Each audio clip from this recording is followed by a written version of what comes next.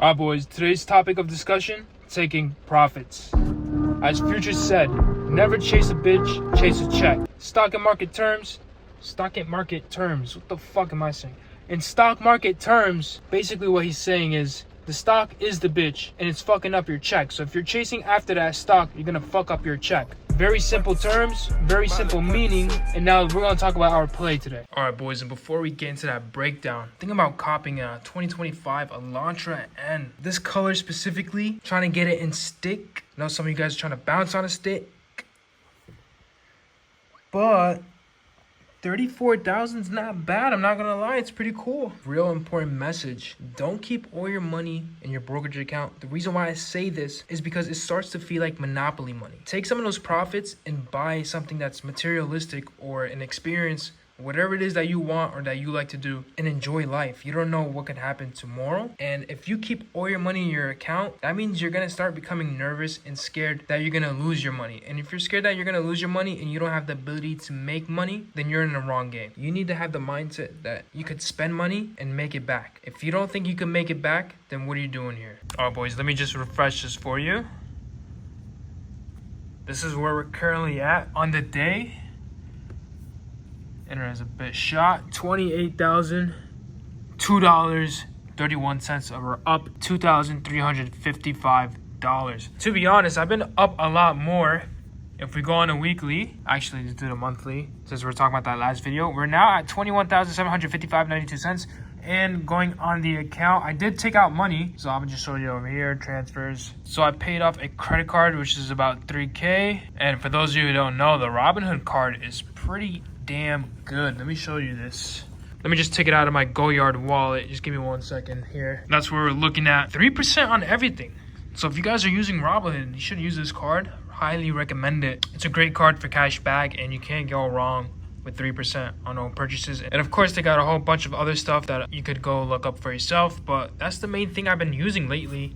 And until they get rid of that 3%, that's when I'll cancel the card, but it's been pretty good to me. So going into the play, last video we talked about this previous high and how we're looking to break above that. And what I like to do in terms of prepping is map out my supports, my resistance, and the overall trend. And what we're seeing over here, this is the previous high, which was 879. We mapped that out. And then the way we could play this going into that July 10, I don't know if that was like Thursday or whatever, we're seeing bounces and we're seeing price stay above this support, which is 818.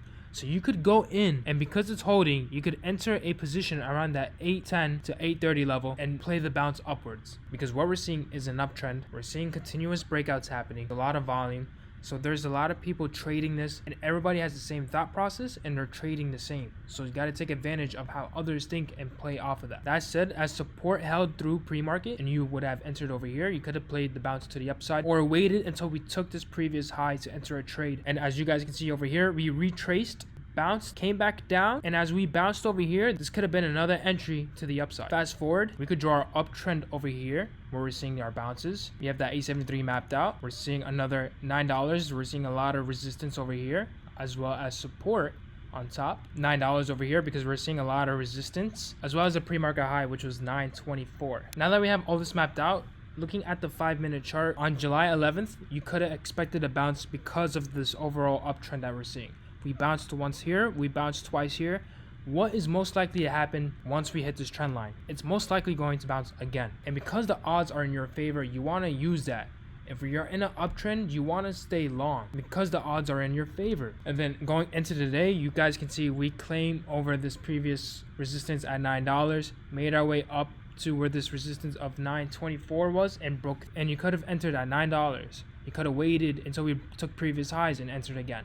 So these are multiple plays that are happening in and out of the day. And one thing that I noted on July 11th is this head and shoulders pattern that we saw in the breakdown from 980 all the way to 917. Now, this is not a break of structure yet. It is in a short time frame. So what I did was map out this resistance over here because I noticed that we rejected it multiple times, came back down, we tried to bounce again, and re-rejected again. So going to pre-market, I drew this trend line over here, which mapped out all the way down. And then I noticed that okay, we're seeing bounces at that $9 key level as well as resistance around this 924.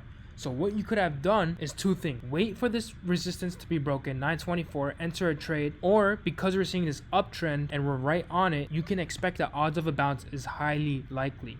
And that's what happened over here. If you had entered, it popped upwards, and then also you could have entered 924 to play the movement to the upside. And then also seeing higher lows as it bounces again, you already know, okay, overall trend is bullish. It's holding all the support lines. There's a lot of volume and there's hard bounces. You're not seeing small bounces. It's continuous hard bounces back up to retest those previous highs. And finally, what you could have done is just wait for this previous high, 975, to be broken and then play it for the upside. And as you guys can see, I went in and out continuously today. I'm not going to go over every trade, and the reason why it looks like this is because I'm at work trading. So I can't be looking at the chart consistently. I set stop losses, I get stopped out of course, and then I look to re-enter. However, look how it's treated me. I'm taking these small wins that end up turning into $1,000, $2,000 days. Just because I set a stop loss, I'm not taking huge losses. My profits are outweighing my losses. That said, the theme of today was to not chase after gains, because what happens is sometimes you might get these days where it just shoots up and you're like, damn, I missed all that. And then there's days like on July 11 where you think it's going to bounce because it continuously bounces, and then what happens? It stops bouncing, it goes down. It doesn't bounce, it goes down. And a lot of people don't play stop losses and they end up losing money all the way down from 980 to 910. Hoping for a bounce that never came. So you don't want to continuously chase because then you become too emotional. You want a plan. What's your in, what's your out, and then play it from there.